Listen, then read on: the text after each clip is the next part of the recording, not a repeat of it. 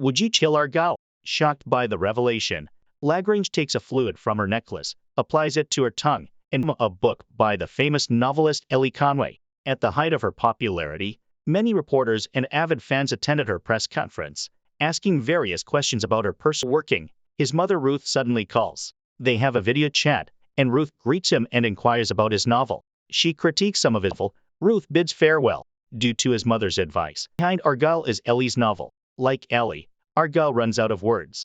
Feeling the stress affecting her writing, Ellie decides to take a break and unwind. While on the train, a man caught Ellie's attention as he approached.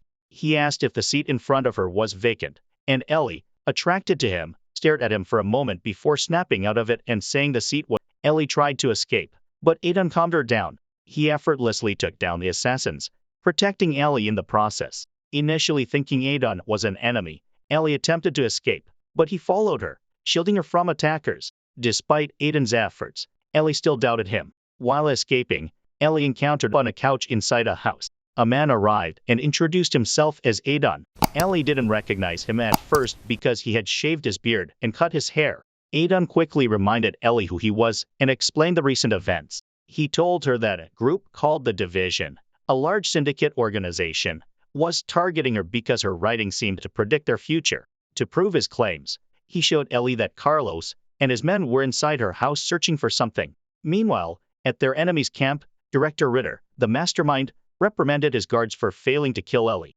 Out of frustration, he loaded his shotgun and shot one of his guards in the back while turning away. Aidan decided they needed to change locations, so they traveled by car. Inside the car, Aidan sneezed several times because he was allergic to cats. Aidan also explained to Ellie the intentions of those pursuing them.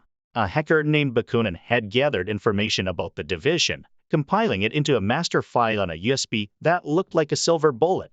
Bakunin was killed, and the Division wanted to destroy the evidence. When the Division read about the silver bullet in Ellie's book, they targeted her, thinking she was involved.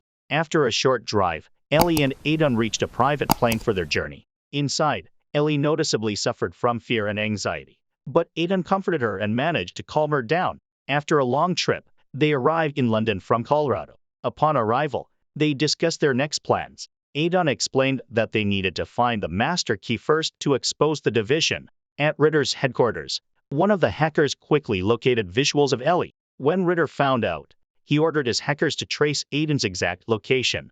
Thinking they were safe, Ellie continued the story of Argyle. Argyle entered a car where Wyatt was also present. Curious about the communication device Leah gave him, Argyle and Wyatt tried to open it. They found a chip inside, encrypted with ding it. However, it was too late, and Ritter appeared at the door, dressed casually. When Ellie saw him, instead of showing fear, she seemed relieved and referred to Ritter as her dad. He entered the room, pretending to be innocent. Seeing Ellie anxious, Ritter massaged her back and looked at her with an intention to kill. Ellie continued to share what had happened, mentioning the spy agency where Aidan was involved. Hearing this, Ruth showed a lack of trust in Ellie's story. When Ellie mentioned the notebook they found hidden under the floor, Ritter quickly took it from his bag and read its contents. While reading, Ritter smiled at the contents. Acting concerned about Ellie's story, he continued to search for possible clues about the master key's location. Suddenly, Aidan breached the door, holding a gun and taking Ritter hostage, causing panic for Ruth and Ellie. Aidan then threatened Ritter to reveal his true identity, eventually exposing himself and leaving Ellie shocked. Upon hearing this, Ruth pulled out her gun and pointed it at Ellie. Fortunately, Aidan quickly shot her and knocked Ritter unconscious. Still stunned by the turn of events, Ellie asked Aidan why he shot her mother. Aidan calmed Ellie and assured her that they were not her real parents. The two quickly escaped. But once they were downstairs, Ellie hesitated. Aidan reassured her that he was telling the truth. While in the car, Ellie cried upon learning the truth because she had grown attached to the people she thought were her parents. She was shocked to discover that Director Ritter and Ruth were actually members of the organization. Aidan didn't disclose everything at once, understanding how challenging it could be for Ellie to process such information. Director Ritter and Ruth had manipulated Ellie, making her believe she was their daughter. Ellie couldn't comprehend why anyone would do that, leaving her in a very confused state of mind. The next morning, they arrived at a secluded location where Alfred Solomon, also known as Alfie, an ex-CIA agent, awaited them. He was a character in Ellie's book, and she was thrilled to meet him face to face. Alfie showed Ellie around his farm and house. On one side, he opened a hidden room behind a wall, revealing his office. Alfie took the opportunity to disclose to Ellie that she was an agent in the CIA.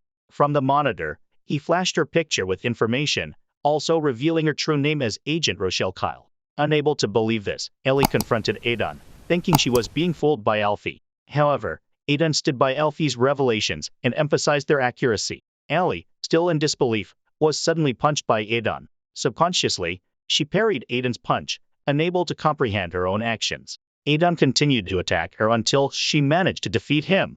At Director Ritter's headquarters, they began examining the contents of the book recorded using Ellie's advanced glasses. Meanwhile, Adon continued to reveal everything. He showed Ellie pictures and the true identity of the people she believed were her parents. He explained that she was one of the best CIA agents. But after an accident in coma, the division brainwashed her into believing she was a writer. Visual triggers were used to make her memories resurface without her fully knowing her real identity. Their plan succeeded, leading to the creation of 4 books that helped the division stay ahead. Adon also showed her some photos of them together, including Kira.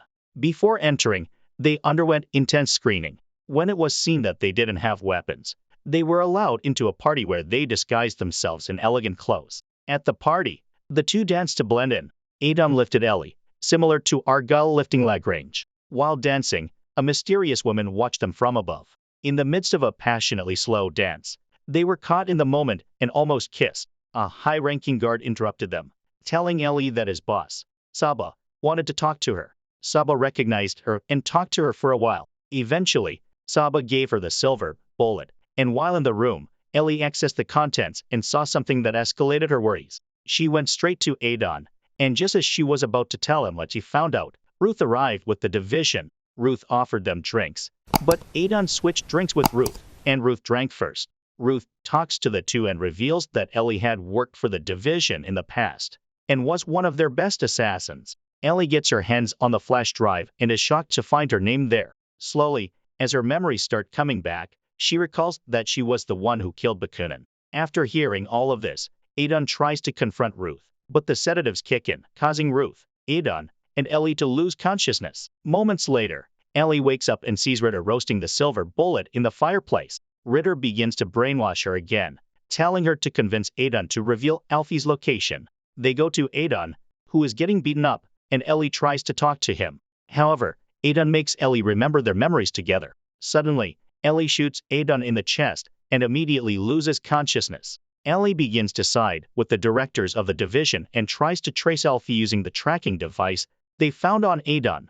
Ellie brilliantly finds Alfie's location, making the two directors happy. Little did they know, it was all according to Ellie's plan. In truth, Ellie is trying to send the contents of the master key to Alfie, but it fails because she did it unauthorized. When Ritter sees this, he tries to attack Ellie, but she is too strong, and the two directors get knocked down. She runs with her cat to escape from the building. Surprisingly, Adon suddenly gains consciousness and takes down the guards when he gets untied. He then performs self-aid and recovers from the bullet wound. While Ellie is in a room full of guns, Adon comes in and initially thinks they are enemies. However, he calms down when Ellie explains what happened.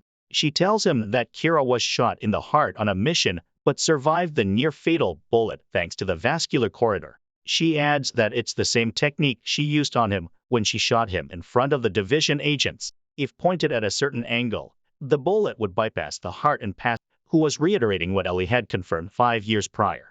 In the end, the two reconcile and team up once again. They shoot at the multiple division agents trying to fire